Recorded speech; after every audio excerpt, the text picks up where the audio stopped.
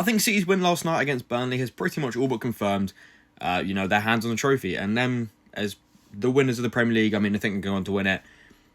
But when you actually take a closer look, it's closer than some rival fans and Arsenal fans would actually think. When you look at the league table, City are only top because of goals scored, not goal difference, because we would technically be top because of alphabetical. But both played the same games now. Obviously, they've caught up with their games.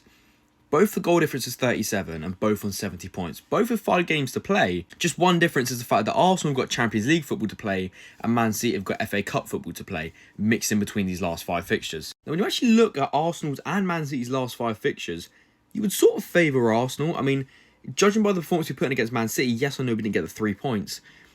But the performance was positive, especially as an Arsenal fan watching that. The difference between that and the last 5 games was massive.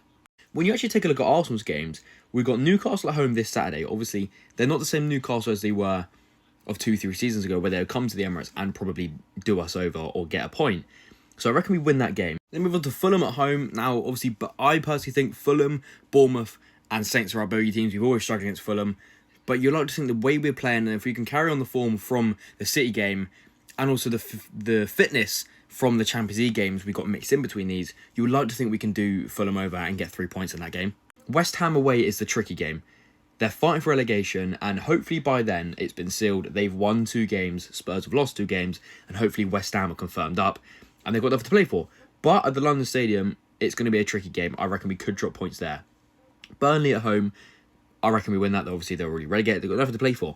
Palace away is another tricky game. Obviously, they got European football they could go for. But then when you look at City's games, Palace obviously still be confirming European football, like I just said. Everton away at the Hill Dickinson Stadium, their form's been good at the moment, and they can get European football. Brentford also are a good defensive team and are up there for European spots. Bournemouth away, we saw what Bournemouth did away from home against Arsenal. I know the City team is different to the Arsenal team, but them at home fighting for Europe could do City over. They could drop points there. And Villa as well, also fighting for Europe. Now, I do think in this, both teams could drop points any time. I reckon our 2 games we could drop points is West Ham and Palace, and their 2 games will be Bournemouth and Everton. The league could generally be decided on a last day decider between obviously City and Villa, and then obviously Arsenal against Palace, and it could go down to goal difference, because if we win all 5, they win all 5, we're level on points, and it's just going to be the case of who scores some more goals.